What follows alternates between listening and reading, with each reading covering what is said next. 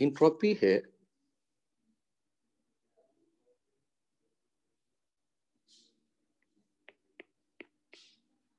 randomness in system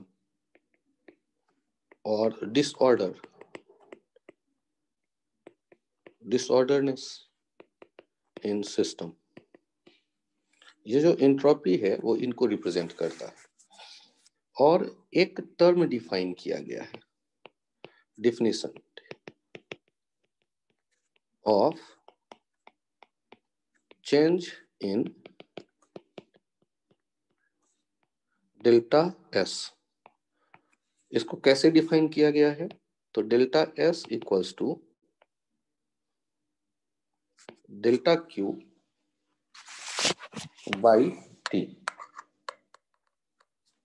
delta S equals to delta Q by T. ये जो disorderness है, जैसे मैं सॉलिड एक आइस के ब्लॉक की बात करूं तो वहां मॉलिक्यूल अपने जगह पे फिक्स्ड हैं और वो ऑसिलेट कर रहे होंगे बहुत ज्यादा। तो और यदि लिक्विड के फेज में देखें तो वहां मॉलिक्यूल भाग दौड़ उनकी बढ़ गई, वहां डिसऑर्डरनेस बढ़ गया। तो इंट्रोपी, यदि कोई आइस को आप मेल्ट कर देते हैं तो उसकी इंट्रोपी बढ़ गई। और वैसे ही यदि हम कहें कि गैस में कन्वर्ट कर दिया वेपर में तो उनकी इंट्रोपी और बढ़ जाएगी। अब ये हम थर्मोडायनेमिक्स में बात करते हैं तो बहुत जो कॉमन कुछ दिख जाएगा रिजल्ट कि जैसे आइसोथर्मल प्रोसेस कहीं है और आइसोथर्मल प्रोसेस में आपने टेम्परेचर को बढ़ते देखा और यदि उस प्रोसेस में मुझसे कह दिया गया कि बताइए कि इंट्रोपी का चेंज कितना होगा, तो इंट्रोपी का चेंज कितना होगा यदि कहता है तो चेक करिए हम क्या लिख सकते हैं। तो डेल्टा एस, यदि हम बात कर रहे हैं आइसोथर्मल के लिए, थर्मल प्रोसेस के लिए, तो डेल्टा एस हो जाएगा डी क्यू बाई टी। और याद करिए आइसोथर्मल में डी यू जीरो होता है तो डी क्यू किसके बराबर हो जाएगा? डी क्यू हो जाता है D you plus D W में, और डी यू क्या हो गया? Zero by T. और डी डब्ल्यू जो होता था, चूंकि प्रोसेस आइसोथर्मल की बात कर रहा हूं तो इंटीग्रेशन से ये टी बाहर आ गया, टी डब्ल्यू। ये किस में बदल जाएगा? वर्क डन में।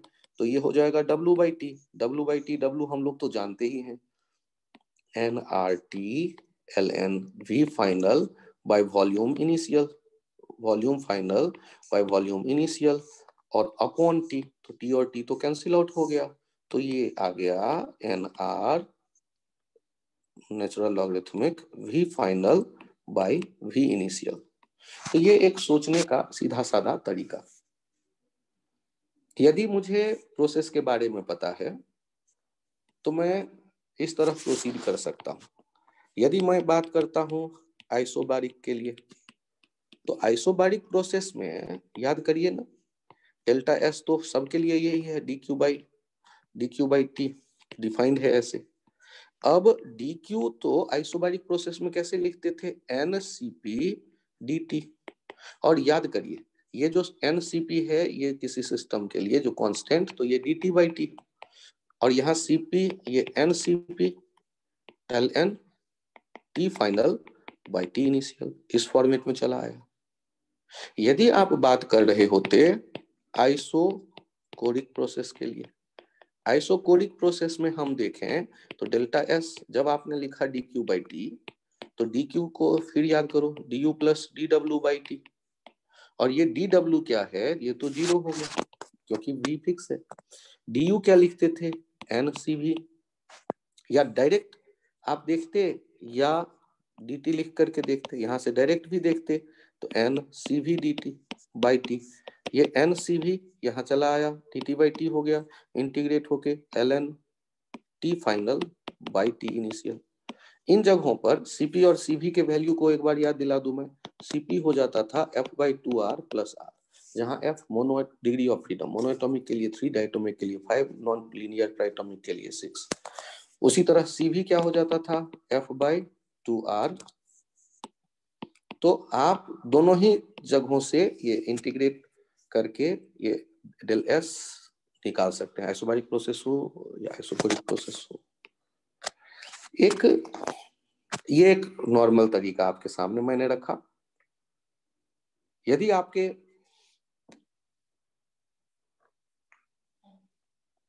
सेकेंड लॉ ऑफ थर्मोडायनामिक्स की बात की जाए तो वो इंट्रोपी के सेंस में भी एक स्टेटमेंट दिया जाता है कि आइसोलेटेड सिस्टम का इंट्रोपी टाइम के साथ या तो कांस्टेंट रहेगा या बढ़ेगा, डिक्रीज नहीं हो सकता।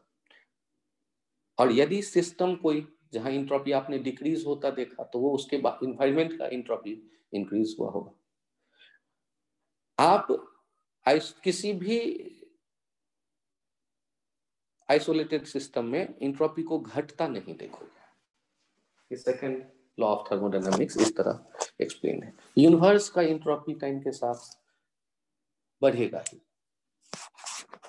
कम नहीं हो सकता।